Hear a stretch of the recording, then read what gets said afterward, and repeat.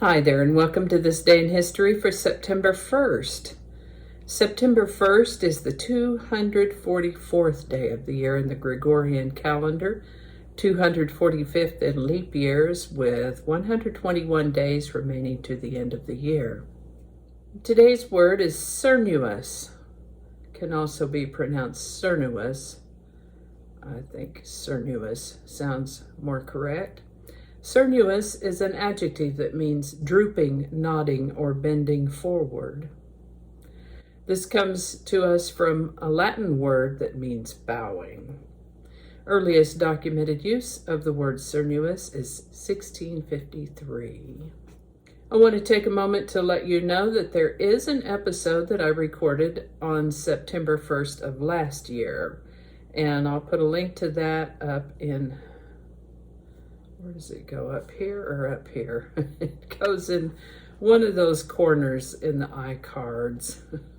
Anyway, I have tried in today's research to cover some different topics so as to not be too repetitive. Alrighty, we'll start with a really strong earthquake that hit in Chile's Atacama region on September 1st, 1420.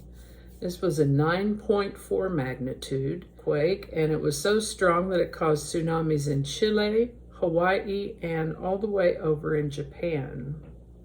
Fierce earthquake, that one. 9.4, yikes.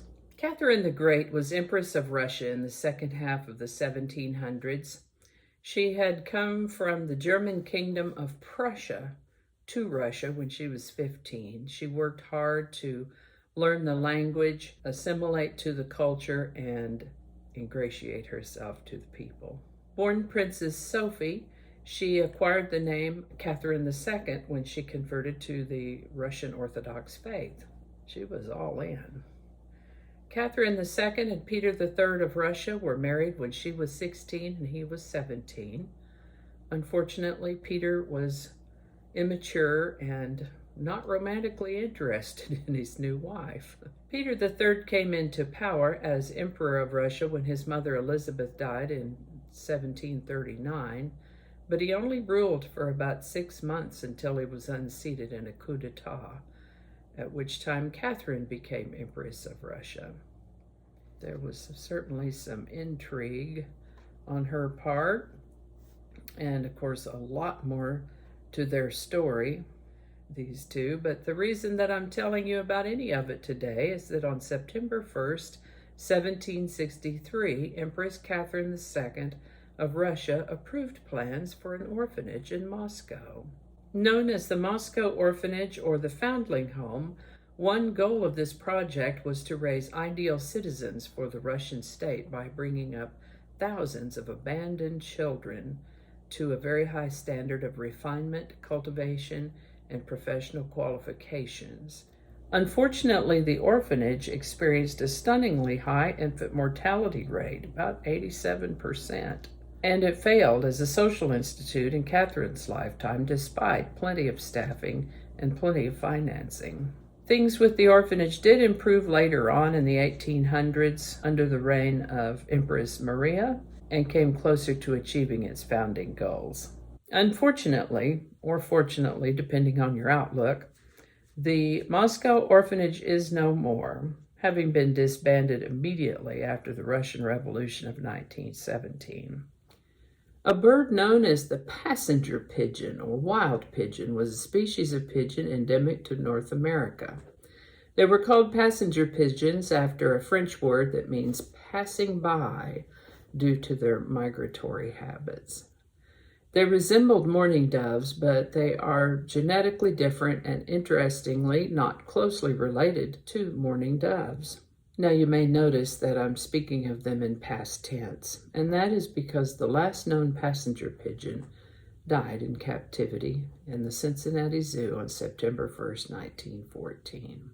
This is the birthday of actress, comedian, screenwriter, and producer Lily Tomlin, born September 1st, 1939.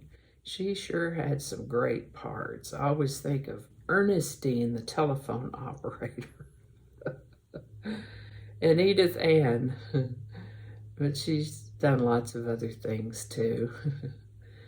Looks like she's still working, by golly, and Lily Tomlin turns 83 in 2021. And that's all I have for you today. Hope you learned something you didn't know before. I know I sure did.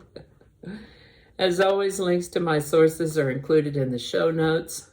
Somewhere I'll have something in an iCard also. And at the end of the video, then I also post a link to the playlist for this day in history. And again, we do have that episode for September 1st from last year, and that will be linked in the show notes as well as in the iCard.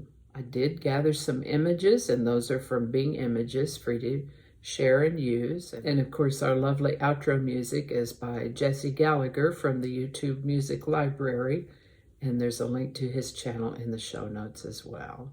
Thank you so much for watching. Give it a like if you enjoyed this video. Consider subscribing if you haven't already. Feel free to share this video and this channel with your friends or anyone you think might be interested in this kind of material. You can do that with a link in your email, messaging, or social media. Thanks again, and I'll see you next time.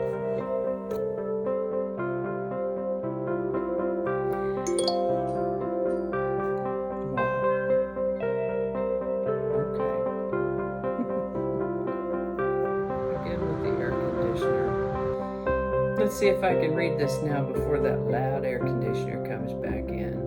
I'm grateful, I promise, but it's really loud. We're trying to do a video over. Alrighty. That's right. Okay, I think I already read this one, haven't I? Oh, I missed one. Okay, let's go back. There you go. Easy peasy. Oh, I need to find my watch. Okay, I'll do that in a minute. Find your spot here. There we go.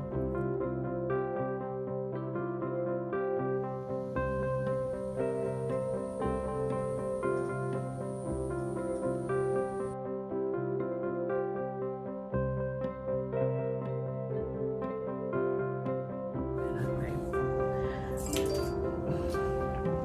you. That might not make it into the video. We'll see. Changing it up.